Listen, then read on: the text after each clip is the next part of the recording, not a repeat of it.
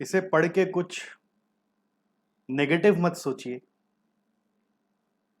मैं बस यही बोलने आया हूं कि मैं कहीं नहीं जा रहा हूं, लेकिन हमारे ये सीए फाइनल के ओल्ड सिलेबस के जो स्टूडेंट्स हैं, एडवांस मैनेजमेंट अकाउंटिंग जो अभी भी पढ़ते हैं, यानी कि कॉस्टिंग का ओल्ड सिलेबस, उनके लिए जैसा कि आप सबको पता है, ये टर्म, आने वाला टर्म जिसको मई 21 एग्ज़ाम बोलेंगे, जिसका एग्ज़ाम शायद जुलाई में हो या अगस्त में हो, जो भी टेंटेटिव डेट्स इंस्टीट्यूट बता रहे हैं अभी, या हम लोग अनुमान लगा रहे हैं, उसमें एज यू नो कि ये लास्ट अटेम्प्ट है सीए फाइनल एएमए का। तो जाते जाते कभी अलविदा ना कहना, लेकिन मुझे लगा कि मैं थोड़ा सा और एक स्टेप आगे बढ़ के आपको गाइड करूं कि कैसे जिन बच्चों का भी ये लास्ट टर्म है, जिन स्टूडेंट्स का भी ये लास्ट टर्म है ओल्ड सिलेबस में, कि वो कैसे स्ट्रैटेजिकली स्मार्ट वे में प्रिपेयर करे अपने एएमए को, कॉस्टिंग को, कि वो एक बार में पास हो जाए, इसी बार ही वो पास हो जाए और अच्छे नंबर से पास हो। दोस्तों, जैसा आप जानते हैं कि अभी चारों तरफ कोविड का माहौल है, नेगेटिविटी हर जगह है, टेस्ट में भी नेगेटिव ही रहना, मन से बहुत पॉजिटिव रहना जरूरी है। अगर आप फ्यूचर के लिए हर समय दिमाग में पॉजिटिव सोचते रहते हैं तो मन अपने आप उसके प्रति अट्रैक्ट होता है और पॉजिटिव हो जाता है। तो सबसे पहला पॉजिटिविटी, आप हमारे स्टूडेंट हो तो आपको ये लाना है कि मैं पास हो जाऊंगा, और दूसरा ऐसा सोचना है कि मैं पास हो गया। उस इंजॉयमेंट को मन ही मन इंजॉय करिए कि पास हो गया, वो खुशी को इंजॉय करिए। आप देखिए रिजल्ट कैसे आता है। नेगेटिव होने में 1 मिनट लगता है, पॉजिटिव होने में 100 टाइम्स एफर्ट लगता है, 100 मिनट लग सकता है। सो पॉजिटिव जब भी हो तो पॉजिटिविटी को मेंटेन करना भी जरूरी है। इसलिए निरंतर ये सोचना जरूरी है कि हम किस तरह से हर समय फ्यूचरिस्टिक सोचते रहे, होपफुल सोचते रहे, जो हमें आगे ले जाए। खैर, इंस्टीट्यूट की बात है। इंस्टीट्यूट में ओल्ड सिलेबस के प्रति अभी थोड़ा सा उनका ऐसा लगता है कि वो लास्ट टर्म बोल के थोड़ा बेटर रिजल्ट्स करके पास कर देंगे बच्चों को। But better result doesn't mean कि आप पढ़ाई नहीं किए और इंस्टीट्यूट पास कर देगा, ऐसा नहीं हो सकता है। हाँ, थोड़ा सा कैजुअल चेकिंग करके अच्छा रिजल्ट निकाल के पास कर देंगे, ऐसा ट्रेंड देखा गया है। तो पुराना लॉट वो लोग भी निकाल देना चाहते हैं, क्योंकि वो भी जानते हैं कि उसके बाद आपको न्यू सिलेबस में कन्वर्ट होने में जितना हैसल्स आपको, उनको भी लगता है। बट बिना पढ़े तो नहीं होगा ना, जाके खाली एग्जाम में बैठने से नहीं होगा। तो थोड़ा सा स्मार्ट वर्क कैसे करते हैं, इस वीडियो में हम आपको पूरा डिटेल में समझाएंगे। और आप अगर ओल्ड सिलेबस के हैं तो कृपया करके ध्यान से सारी बातों को नोट कर लें, खाली सुने नहीं, क्योंकि सुनने से अभी याद रहेगा, बाद में फिर याद नहीं रहेगा। हाँ, बाद में सर वीडियो तो है ही, वापस देख लेंगे, वो बात सही है। बट आप कृपया करके ध्यान से सारी बात को समझें, और भी जो आपके दोस्त हैं, जो आपके साथी हैं, जो ओल्ड सिलेबस में अटके हुए हैं, उनको भी इन स्मार्ट वर्क से रूबरू कराएं, मदद करें। Alright. So friends, AMA CA final old syllabus जो आप देख रहे हैं, उसमें पेपर डिस्ट्रीब्यूशन, जैसा कि आपको मालूम है कि कॉस्टिंग सब्जेक्ट से 70 टू 80 मार्क्स का पेपर सेट होता है, और क्यूटी से 30 टू 40 मार्क्स तक का सेट होता है। ठीक है, क्यूटी आपके पोर्शन में क्वांटिटेटिव टेक्निक्स आपको मालूम है, जिसमें क्या क्या चैप्टर्स आते हैं? प्रोजेक्ट मैनेजमेंट यानी CPM and PERT, assignment, transportation, linear programming, simplex, right. और लर्निंग कर्व को भी आप चाहो तो इसमें इंक्लूड कर सकते हो। तो इसको मिलाकर आपका सिर्फ और सिर्फ 30 to 40 मार्क्स का पेपर सेट होता है, चाहे थ्योरी हो चाहे प्रैक्टिकल हो। एक और simulation, right, CPM and PERT, assignment, transportation, linear programming, simplex, learning curve और सिमुलेशन, ये चैप्टर्स मिला के क्यूटी बनते हैं। और क्यूटी का क्वेश्चंस एज यू नो हर बार सेम लाइंस पे आता है, बहुत ज्यादा कोई ट्रिकी नहीं आता। और 70 to 84 मार्क्स का कॉस्टिंग सब्जेक्ट से पूछा जाता है, यानी कॉस्टिंग पार्ट से पूछा जाता है। फ्रेंड्स, एएमए में आपने देखा होगा कि हम न्यू सिलेबस के लिए कितना वीडियोस हर टर्म का पेपर रिव्यू करके बनाते रहते हैं। बट एएमए का हमने जब से न्यू सिलेबस आया ना, तब से पेपर रिव्यू करना थोड़ा सा कम कर दिया। क्यों? तो बहुत सारे बच्चे खफा रहते हैं हमसे कि सर आप ओल्ड सिलेबस वालों को तो प्रायोरिटी नहीं देते हैं, आप क्या कोई भी टीचर नहीं देते क्या? हम लोग बच्चे नहीं हैं, हम लोग क्या पढ़े नहीं है आपसे? हमारा पेपर रिव्यू क्यों नहीं करते? ठीक है, जैसे सीए वालों के लिए कुछ भी करते हैं तो सीएमए वाले बिचर जाते हैं, ऐसे न्यू सिलेबस वालों के लिए करते हैं तो ओल्ड सिलेबस वाले बिचर जाते हैं। ऐसा कुछ नहीं है, आप सब बराबर है। क्यों नहीं करते उसका कारण है, जैसे होता है ना कि एक माँ बाप के अगर मल्टीपल बच्चे हैं तो सब बच्चे तो इक्वल है ना, सबको तो बराबर इंपॉर्टेंस दे माना ही जाता है। अंदर में तो सब हमारे ही बच्चे हैं, बट जो ज़्यादा कमज़ोर होता है उसको ज़्यादा इंपॉर्टेंस देना ही पड़ता है, वरना वो सरवाइव कैसे करेगा? तो अगर ज़्यादा हम लोग सीए फाइनल न्यू सिलेबस का ही वीडियोस बना रहे हैं, क्योंकि वो सेगमेंट अभी वीक चल रहा है ओवरऑल इंडस्ट्री में वीक चल रहा है, उनको वो सपोर्ट नहीं मिला, वो उनका लाइफलाइन सपोर्ट है, अगर वो नहीं मिला तो सरवाइव नहीं कर पाएंगे। बाकी आप लोग हष्ट पुष्ट हैं, सीएमए वाले, सीए ओल्ड सिलेबस वाले, आप लोगों का जो पेपर है वो बहुत ही प्रेडिक्टेबल पेपर्स है। मैं हर बार पेपर देख लेता हूं, जैसे एग्जाम होता है पेपर देख लेता हूं और बहुत इजी लगता है, इसलिए लगता है कि छोड़ इनको क्या बार बार रिव्यू करके इनका टाइम खोटी करना। बेस्ट यही है कि हम न्यू सिलेबस के लिए सपोर्ट करें, उनको ज़्यादा ज़रूरत है तो सारा एफर्ट बाय डिफ़ॉल्ट होता है ना, जो कमज़ोर बच्चा होता है उस पर माँ का पिता का टेंशन सबसे ज़्यादा रहता है, उस पर सबसे ज़्यादा ध्यान रहता है, तो बस वही हो जाता है। इसका मतलब ये थोड़ी है कि आप हमारे नहीं हैं, ऐसा नहीं है, ऐसा नहीं सोचना। हाँ, ये भी है कि थोड़ा सा हमारे तरफ से भी लीनियंसी रहता है कि अगर हम 2 मिनट का ही कोई वीडियो बना दे, आपके लिए बोल दे कि हाँ सब पुराना सही आया, तो ही आपको शांति हो जाए। ये बात आपका सही है, मैं एक्सेप्ट करता हूँ और इसके लिए मैं आपका गुनहगार हूँ। लेकिन इस लास्ट गाइडेंस के वीडियो के थ्रू मैं अपने सारे गुनाहों का क्षमा आपसे मांगता हूं कि मैंने आपको हर समय term to term paper reviews नहीं दिया। क्यों? क्योंकि सच बताऊं, ओवर द इयर्स पढ़ाते पढ़ाते इतना एक्सपीरियंस हो गया कि जो क्वेश्चन आता है ना मुझे पता होता है, वो ये यही सही, इतना स्ट्रेट क्वेश्चन है, क्या रिव्यू? जैसे पेपर रिव्यू का चलन तो अब चालू हुआ ना, पहले नहीं था। क्यों नहीं था? क्योंकि पेपर स्ट्रेट फॉरवर्ड ही आते थे। पेपर रिव्यू का अब जरूरत क्यों पड़ता है? क्योंकि अब पेपर ट्विस्टेड आने लग गए थोड़े थोड़े से, तो ट्विस्टेड पेपर में बच्चों को थोड़ा सा क्वेरीज होता है कि अरे इसका क्या होगा, उसका क्या होगा, और इसमें इसका क्या होगा उसका क्या होगा का गुंजाइश ही 90-95% नहीं रहता है, 2-4% के लिए रहता है। उसके लिए लगता है ठीक है देखा जाएगा, बच्चे मैनेज कर लेंगे, उतना कोई ऐसा है नहीं। ये सोच के हम लोग नहीं करते थे, मैं पर्टिकुलरली नहीं करता था।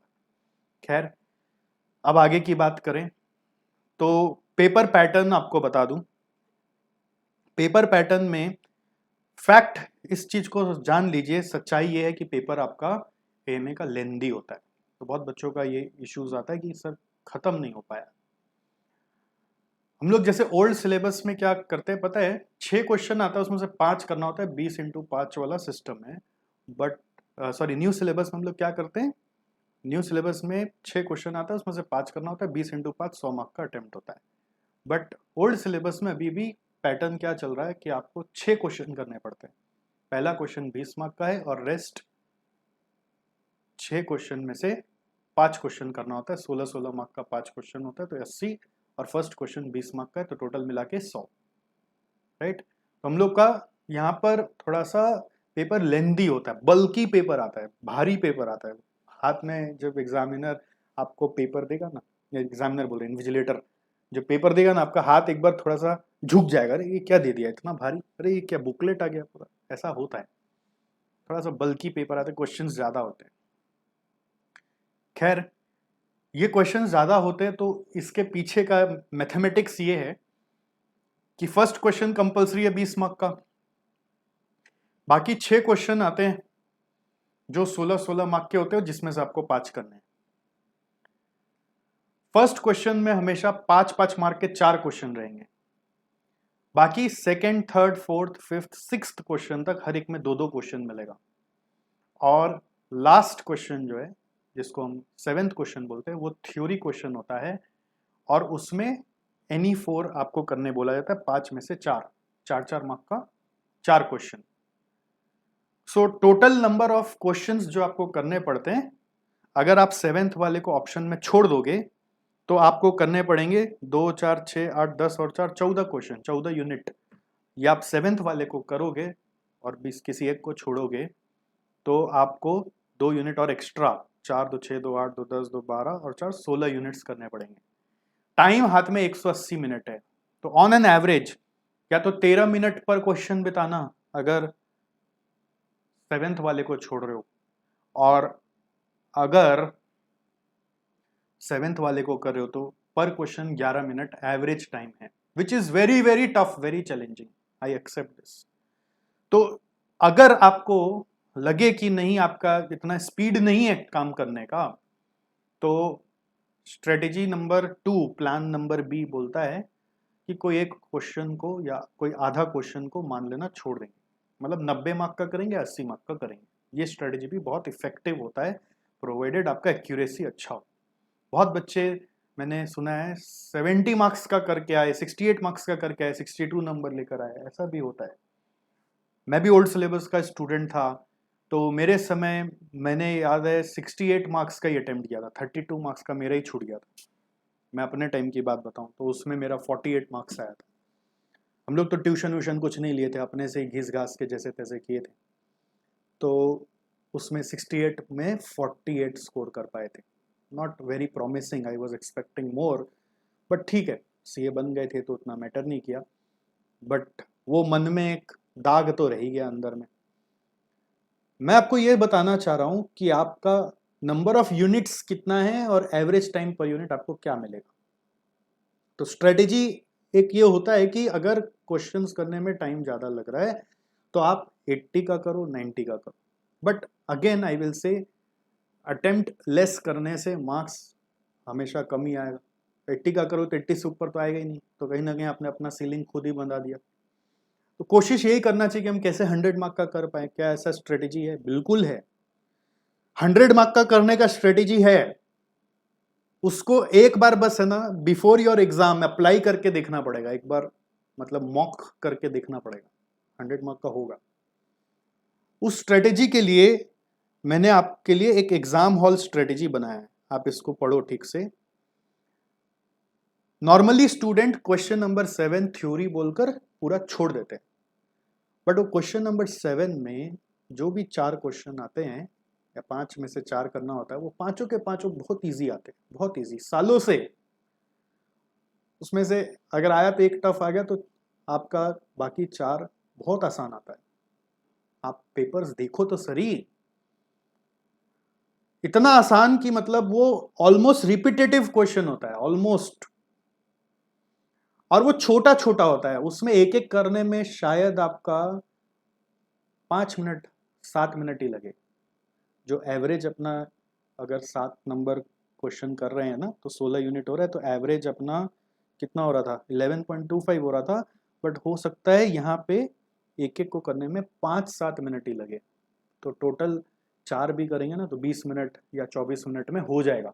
तो यहां से जो टाइम बचेगा वो दूसरे क्वेश्चन में डिप्लॉय हो पाएगा ना। ये बहुत ज्यादा जरूरी है, आप इस चीज को समझिए। तो क्वेश्चन 7 का जो क्वेश्चन टाइप है ना, उसको 100% आप कैप्चर कर सकते हो, और करने का तरीका बहुत सिंपल है। मैं एकदम इजी आपको तरीका बता रहा हूं। नवंबर 18 से नवंबर 18 से इंस्टीट्यूट के साइट पे सारा सजेस्टेड आंसर आपको मिल जाएगा। जितना भी पेपर आया है उसका क्वेश्चन नंबर 7 को एकदम घोल के पी जाओ, उसमें भी आपको रिपीटेशन मिल जाएगा, उसमें भी रिपीटेशन मिल जाएगा। बट नवंबर 18 से जितना भी क्वेश्चन नंबर 7 आया उसको पूरा घोल के पी जाइए। सेफ गार्ड रहने के लिए, थोड़ा सा और एक्स्ट्रा करने के लिए, आपका इंस्टीट्यूट से प्रैक्टिस मैनुअल मिलता है, आपको मालूम है ना। मैं इंस्टीट्यूट के साइट पे हूं, कहां पे जाना है आपको थोड़ा सा बैक करके दिखा देता हूं। Students, board of studies knowledge portal, फिर नॉलेज पोर्टल में घुसकर ओल्ड स्कीम फाइनल कोर्स,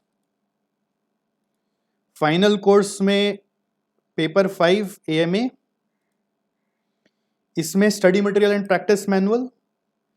ये प्रैक्टिस मैनुअल, इस पे आ जाओ, स्टडी मटेरियल में नहीं, प्रैक्टिस मैनुअल पे आ जाओ।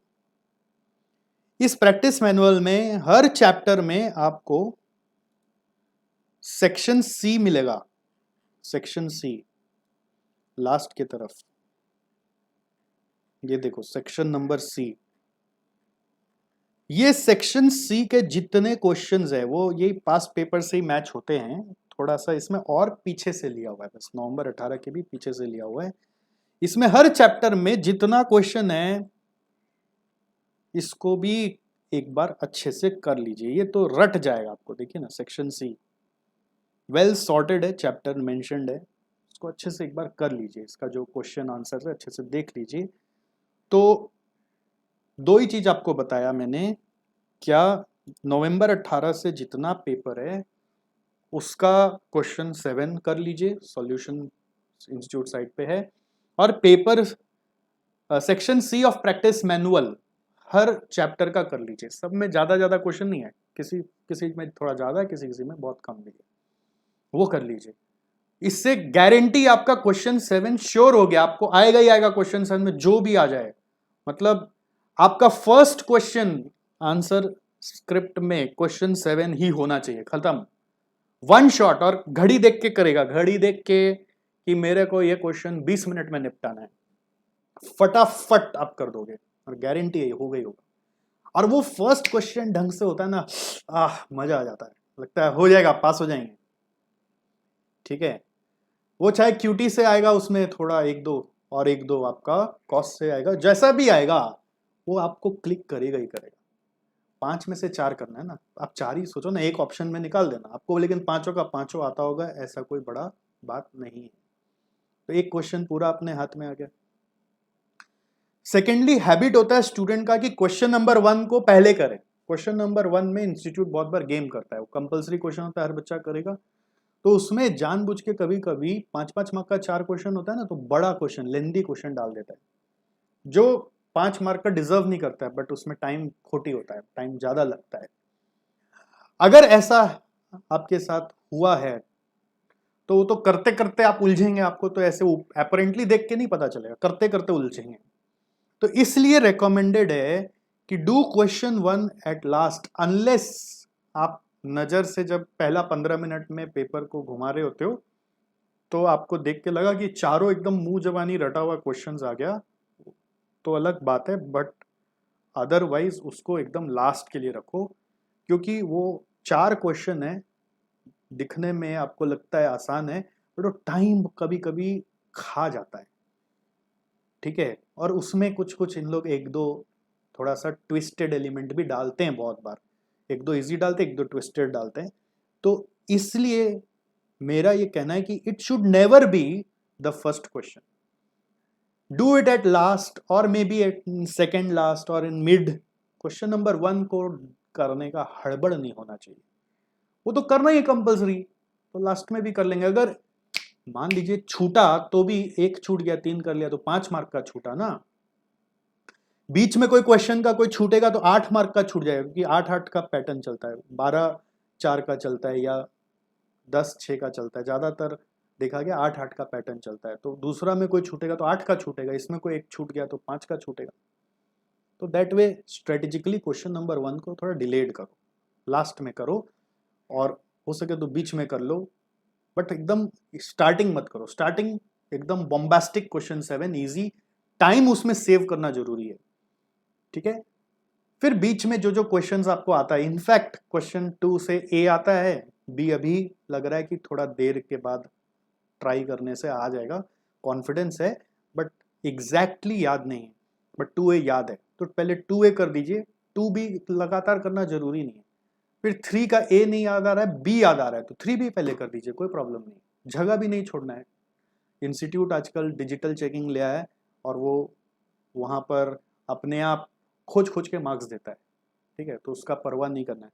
और खैर डिजिटल चेकिंग आपका नहीं भी है तो भी उन लोग का ड्यूटी है कि वो खोज खोज के मार्क्स देंगे, आपको टेंशन नहीं लेना है। 2A किया है तो 2A का मार्क्स मिलेगा, थोड़ा देर बाद कहीं जाके 2B किया तो 2B का मार्क्स भी मिलेगा, बट प्रोवाइडेड आपने क्वेश्चन नंबर एक्सप्लिसिटली मेंशन किया, वो छुपम छुपाई में क्वेश्चन नंबर मेंशन मत करिएगा। हमने तो यहाँ तक भी देखा है कि बहुत जगह इंस्टीट्यूट ने क्वेश्चन नंबर भी बच्चा नहीं लिखा, फिर भी वो क्वेश्चन नंबर लिख के आपको मार्क्स दे दिया, ऐसा भी करते हैं, बट एक्सेप्शन हो जाता है किसी किसी के साथ, ओके।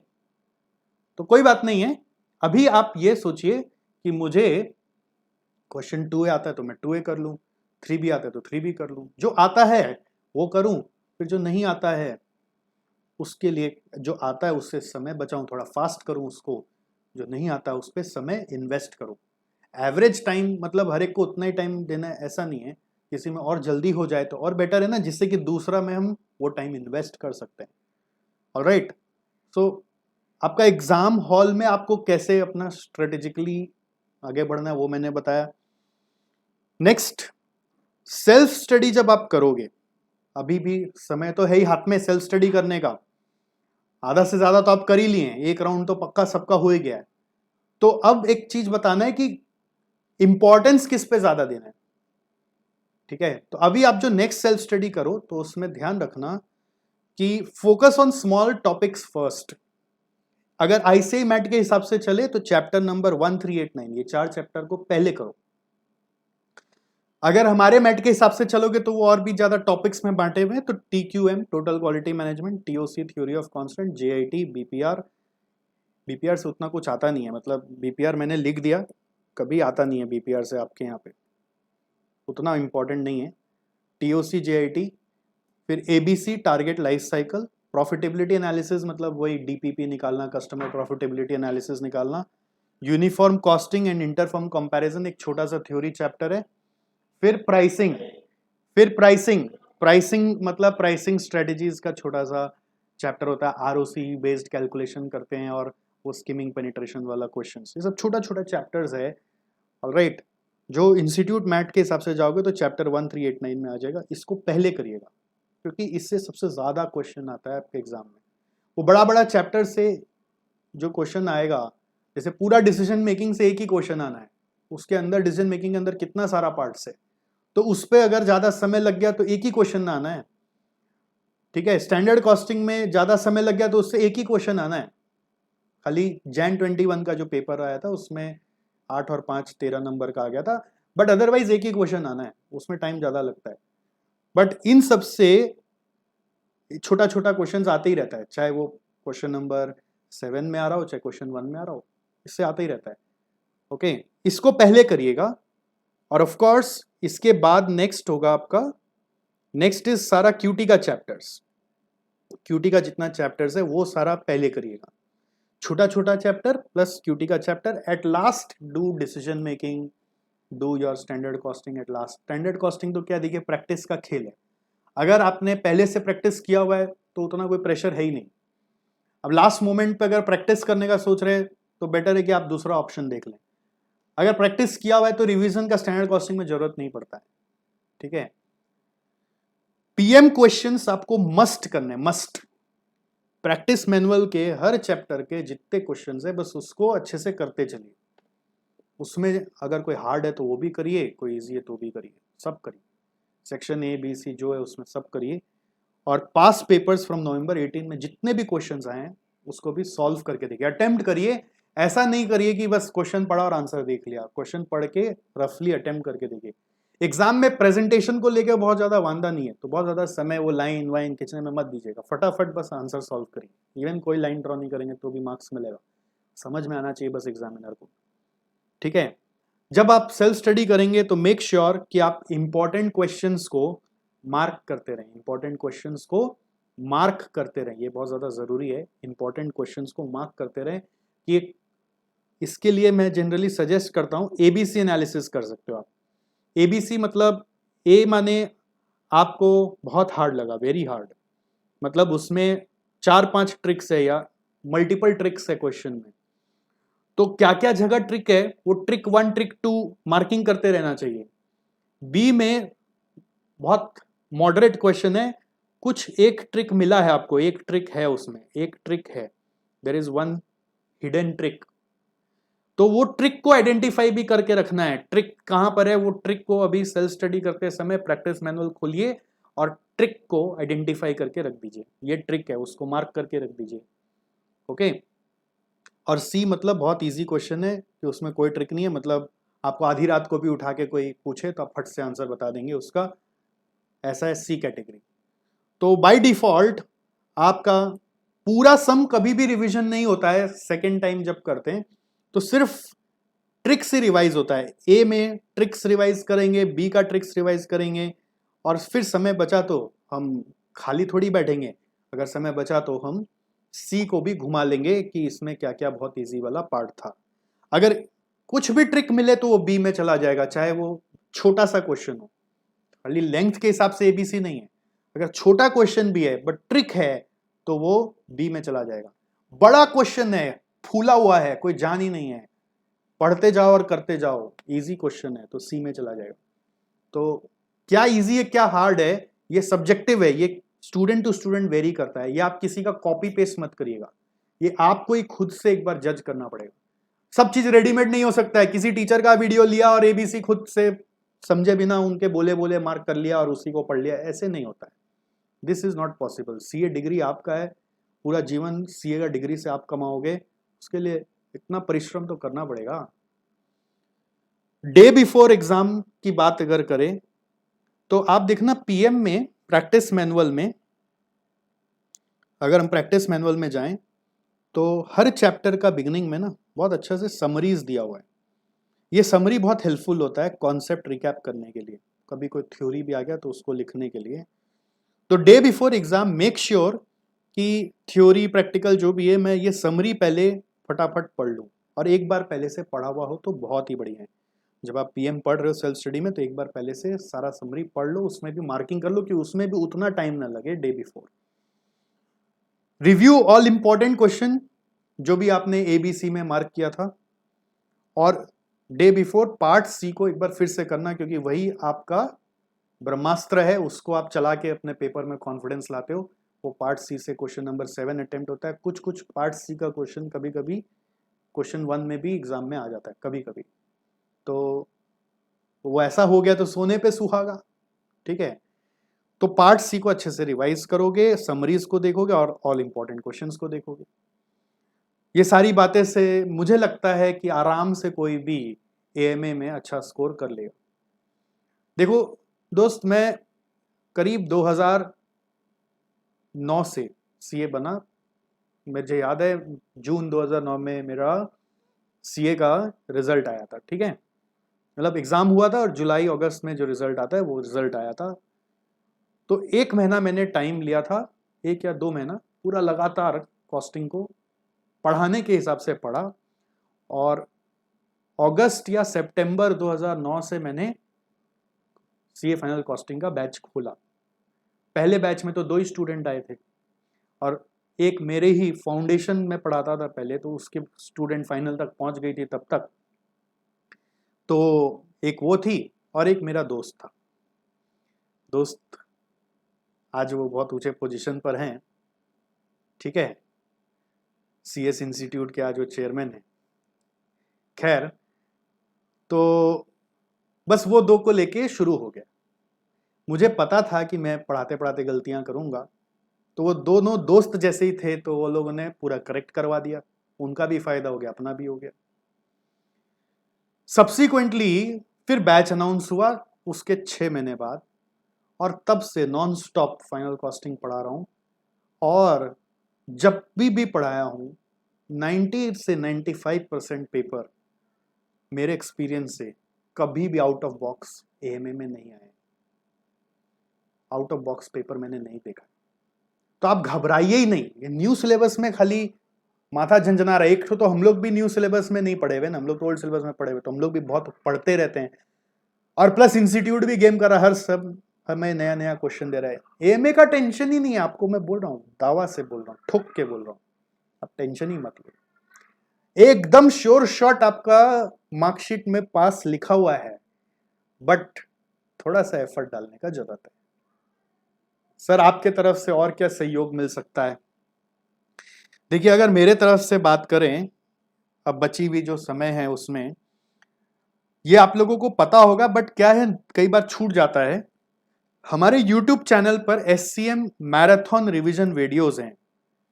अगर आप YouTube में चले जाएंगे, सतीश जालान नाम का एक YouTube चैनल है। अगर आप YouTube में जाएंगे ना, तो सतीश जालान नाम का एक YouTube चैनल है, मैं दिखा देता हूँ। आप SCM मैराथन ही डायरेक्ट सर्च कर लीजिए। उसका नाम SCM रखा था, बट इसका मतलब वो AMA के काम का नहीं है, ऐसा नहीं है। SCM मैराथन अगर आप SJC टाइप करेंगे तो आपको दिख जाएगा SCM मैराथन। ये देखिए, ये प्लेलिस्ट है इसकी, ठीक है। इस प्लेलिस्ट में जितने भी वीडियोस हैं वो सब के टाइम स्टैम्प भी किए हुए हैं। अगर आप कंप्यूटर में खोलते हो ना, मोबाइल में कैसे आता है मुझे नहीं पता, कंप्यूटर में खोलते हो तो एक नया चीज़ यूट्यूब ने किया है। यहाँ पे देखिए, ये लिखा हुआ था, अगर टाइम स्टैम्प किया हुआ होता है ना, तो इसको क्लिक करने से यहाँ पे पूरा चैप्टर दिखा देता है वीडियो में, सारा टाइम स्टैम्प किया हुआ है, ठीक है। तो आपको जिस चैप्टर का रिवीजन करना है वो पूरा पूरा आप रिवाइज कर सकते हो। ये सारा का सारा हमारे ओल्ड और न्यू सिलेबस दोनों में है। जो जो बातें मैं यहाँ पे बता रहा हूँ कि ये न्यू सिलेबस वालों के लिए ही है, ये ओल्ड सिलेबस वालों के लिए है, वो मैं बता रहा हूँ, आप उसको फॉलो करिएगा। तो कुछ बातें अगर मैं सिर्फ न्यू सिलेबस वालों के लिए बता रहा हूँ, आप उस पर ध्यान मत दीजिएगा। कुछ बातें ओल्ड सिलेबस के लिए लागू होगी तो मैं अलग से बताऊंगा, उस पर ज़्यादा ध्यान दे लीजिएगा। बाकी सब कॉमन बातें हैं, अटेंशन दीजिएगा, आपका काम हो जाएगा। और इस तरह का आप देखिए 1 2 3 4 5 6 वीडियोज है जो ओल्ड और न्यू के कॉमन वीडियोज हैं, और सब में इस तरह से टाइम स्टैम्प किया हुआ है। तो आपको बहुत ज्यादा चैप्टर्स भी खोजने का जरूरत नहीं है, टॉपिक भी खोजने का जरूरत नहीं है। और यहाँ पे देखिए एक वीडियो ऑलरेडी आपके लिए अलग से जो QT रिलेटेड है, देख रहे हैं ना आप, ये ओल्ड सिलेबस के हिसाब से बनाया हुआ है। कितने लोगों ने देखा वो तो मुझे नहीं पता, बट ये QT रिलेटेड है। समझ में आया आपको? इसमें भी आप देखिए टाइम स्टैम्प पूरा बढ़िया से किया हुआ है। तो जो जो टॉपिक आपको देखना है, जो जो टॉपिक, मैं इसको बंद कर देता हूँ, इधर देखो, project management, assignment, transportation, simulation, LP methods का कंपैरेटिव स्टडी, सिंप्लेक्स, तो इससे आपका QT भी रिवाइज हो जाएगा। अब यहाँ पे रिवीजन करने के लिए एक किताब चाहिए जो मैं यहाँ पे फॉलो कर रहा हूँ। सर वो समरी जो आप दिखाए उससे नहीं होगा? उससे भी हो जाएगा, बट मेरा में तो थोड़ा एक्स्ट्रा मिलेगा, क्योंकि मेरा जो यहाँ पे नोट्स यूज हो रहा है ना, उसमें प्रैक्टिकल का भी समरी नोट्स है, खाली थ्योरी का ही है, ऐसा नहीं है।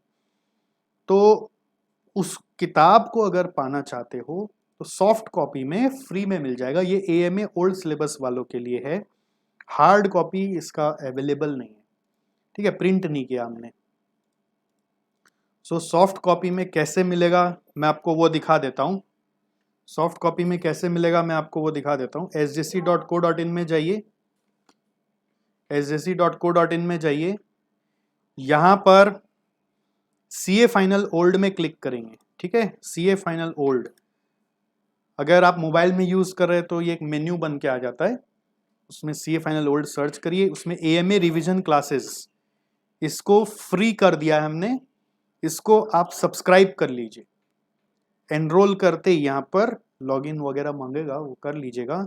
फिर यहाँ पर एक इंस्ट्रक्शन लिखा है, how to download the PDF, ठीक है। तो ये PDF को डाउनलोड कर लीजिए। अगर उसमें पासवर्ड मांगेगा तो जिस मोबाइल नंबर से अपना रजिस्ट्रेशन करेंगे उस नंबर से आ जाएगा, और वो PDF को आप प्रिंट करके या जैसे भी रेफर कर सकते हैं अगर ये वीडियो से रेफर करना है तो।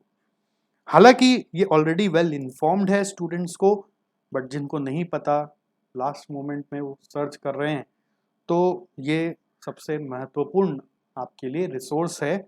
इससे एक बार पूरा गो थ्रू हो जाएगा, उसके बाद क्या होगा कि प्रैक्टिस मैनुअल का सम्स तो करना पड़ेगा, उसमें कोई एस्केप नहीं है। अगर नहीं किया हुआ है तो देखना तो पड़ेगा ही। क्वेश्चन पढ़ो और अटेम्प्ट करने का कोशिश करो, ऐसा नहीं कि क्वेश्चन पढ़ा और आंसर पढ़ा। ठीक है, जो हार्ड लगा उसको थोड़ा पेशेंस रखकर पढ़ाई करने का कोशिश करो। मेरा अनुमान है कि अभी तक आपने एक बार तो किया ही होगा, बट जस्ट इन केस नहीं किया हुआ है तो बाकी सब अब छोड़ दो, सिर्फ पीएम को देखो। और अगर टॉपिक्स याद नहीं आ रहा है कोई भी, तो ये टॉपिक को उठा लो, कान में लगा के स्पीड बढ़ा के सुनते रहो तो भी काम हो जाएगा, फटाफट रिवीजन हो जाएगा। और रिवीजन हो गया तो बस पीएम घुमाना है और सारा क्वेश्चंस को देख लेना है। सेक्शन सी पे जोर डाल देना है, छोटा छोटा चैप्टर्स को पहले कर लेना है, क्यूटी चैप्टर्स को पहले कर लेना है। आशा करता हूं कि इससे आपका काम हो जाएगा। ओके, मैं ये नहीं बोलूंगा कि नहीं होगा, अरे होगा ही होगा, होगा ही होगा, होगा ही क्या हो गया, आप ऐसा समझ लो। इसलिए मैं हमेशा बोलता हूं, कुछ लोग बोलते हैं I will try to pass, but मैं बोलता हूं ये बोलो आई विल पास, और उससे भी आगे जाके बोलूं तो ये सोचने लग जाओ मन में कि मैं तो पास हो गया, मैं तो पास हो गया, ऐसा सोचने लग जाओ और उस मोमेंट को एंजॉय करो। देखो फिर सबकॉन्शियस माइंड कैसे आपको पास कराता है, कैसे वो आपको इधर उधर टाइम वेस्ट करने से बचाता है, कैसे वो आपको प्रोडक्टिव बनाता है। ठीक है, जरिया बहुत है, बहुत बार हम लोग मोबाइल में स्क्रॉलिंग करके टाइम वेस्ट करते हैं, बट आप उसी को प्रोडक्टिव कैसे बना सकते हो, स्क्रॉलिंग ना करके यूट्यूब में चल जाओ, कान में ईयरफोन लगा के वीडियो का स्पीड बना के, इधर उधर बैठ के नहीं पढ़ा जाता, घूमते घूमते ऐसे ही टहलते टहलते भी सुनते रहोगे तो भी काम हो जाएगा। किसी का पीएम हो चुका है, कॉन्सेप्ट याद नहीं आ रहा है तो हेल्पफुल है। ठीक है, अगर कॉन्सेप्ट सारा क्लियर है तो पीएम ही देखना है तो वो कृपया करके देखना स्टार्ट करें, सेक्शन सी पे जोर डाल दें। आशा करता हूं आप सब पास हो ही जाएंगे। नहीं का कोई गुंजाइश ही नहीं है, नहीं का बोलने का ही नहीं, माथा में रखने का ही नहीं।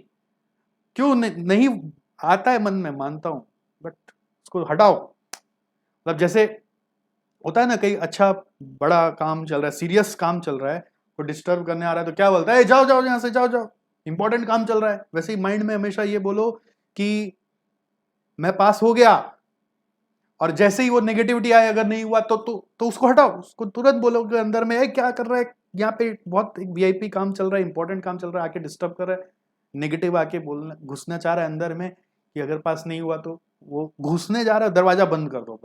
अरे यहाँ इतना अच्छा माहौल है, पॉजिटिव पॉजिटिव माहौल है, अंदर से आ रहा है, भगो भगो भगो। ठीक है, उसको भगाओ और पॉजिटिव पॉजिटिव रहो और प्रोडक्टिवली अपने समय को यूज करो, वेस्ट मत करो अपना समय। तो शायद ये टर्म आपका सीए बनने वाला ही टर्म होगा। ठीक है, फिर नहीं हुआ तो फिर वही बात, कोई अपने लिए बुरा सोचता है क्या यार, हो गया ऐसा ही बोल के आगे बढ़ो। सर नहीं हुआ तो अब मैं डांटूंगा, नहीं हुआ वाला कोई केस नहीं है, हो गया मेरा, हो गया, मैं हो गया। डीप ब्रीदिंग करो, मन को समझाओ, वो थॉट आने ही मत दो, फोकस करो पढ़ाई पे। और ये गोल्डन अपॉर्चुनिटी है, मैं पहले ही बोल रहा हूं वापस, गोल्डन अपॉर्चुनिटी है। इंस्टीट्यूट धक्का लगा के पास करेगा, धक्का लगा के वो धक्का देगा, बेटा पास हो जा। अब आप एग्जाम में कुछ लिखोगे नहीं तो कैसे होगा। सर ओल्ड से न्यू में चेंज हो जाए क्या, फिर वही बात, फिर वही बात। अभी जो है, अभी एग्जाम इसी से देना है, इसी से क्लियर करना है। सर फिर भी आ रहा नहीं हुआ तो क्लियर करो, ऑल द बेस्ट, हो गया, bye bye, see you. CA बनने के बाद याद जरूर करिएगा, मिठाई जरूर खिलाने आइएगा।